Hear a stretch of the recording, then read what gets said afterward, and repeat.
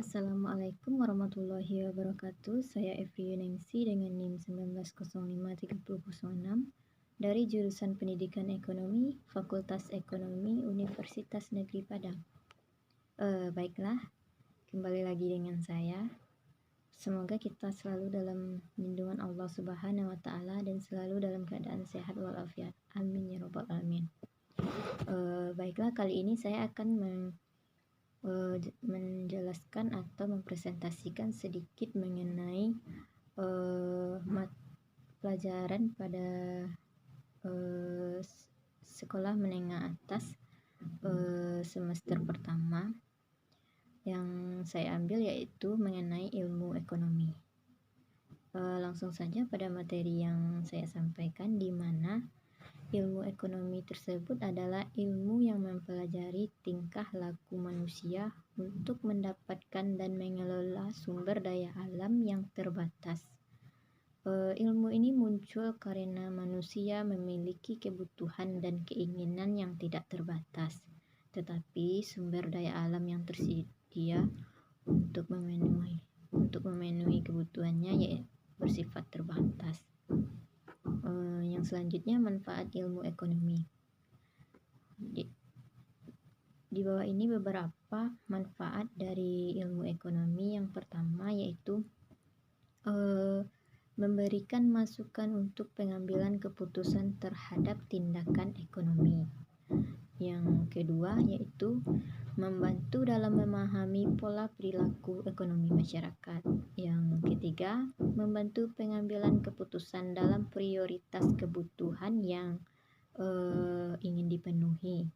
Yang keempat, membantu memberikan pengertian pada potensi dan keterbatasan sebuah kebijakan ekonomi. Dan yang kelima, manfaat ilmu ekonomi ini yaitu meningkatkan kepekaan manusia pada masalah ekonomi dan global. Yang selanjutnya kita bahas yaitu mengenai ruang lingkup ilmu ekonomi, di mana terdapat dua ruang lingkup ekonomi ini, yaitu ekonomi mikro dan ekonomi makro. Langsung saja yang pertama yaitu ekonomi mikro atau microeconomics, di mana ilmu ekonomi mikro ini yaitu ilmu ekonomi yang mempelajari bagian kecil atau aspek individual dari kegiatan perekonomian tersebut. Analisis ekonomi mikro ini menggunakan analisis konsumen, di mana dalam menggunakan pendapatannya dan produsen dalam menawarkan barangnya dalam pasar. Ekonomi mikro ini juga disebut sebagai teori harga karena inti dari ekonomi mikro ini adalah penentuan harga di pasar.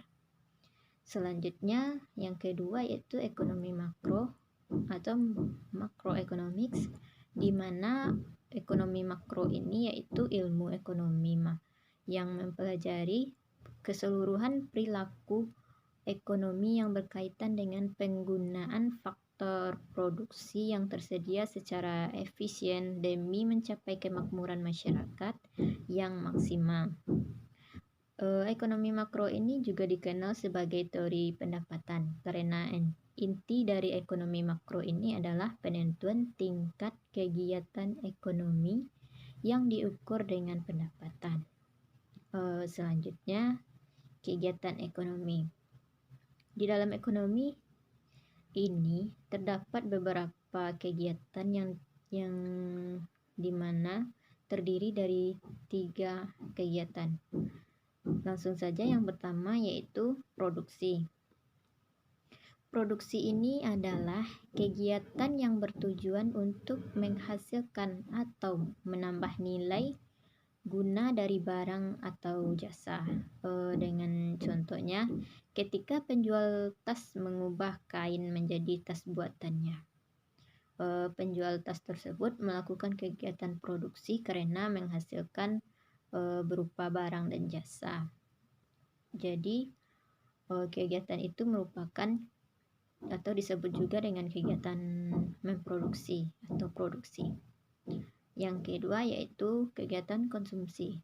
di mana kegiatan konsumsi ini adalah kegiatan yang berkaitan dengan penggunaan barang dan jasa yang telah diproduksi sebelumnya untuk memenuhi kebutuhan masyarakat.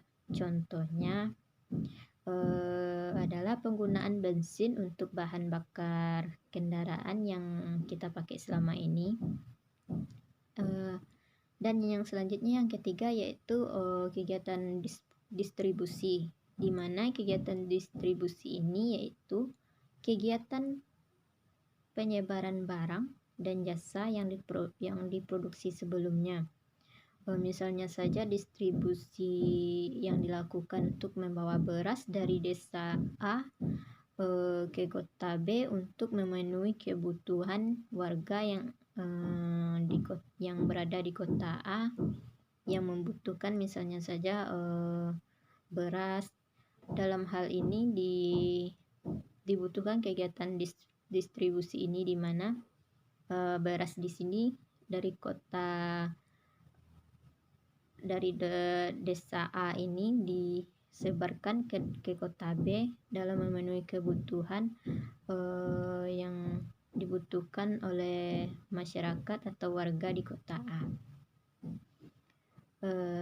Baiklah, mungkin hanya itu yang dapat saya sampaikan. Jika banyak salah, saya mohon maaf. Kesempurnaan hanya milik Allah Subhanahu wa Ta'ala. Saya sudahi dengan Assalamualaikum warahmatullahi wabarakatuh.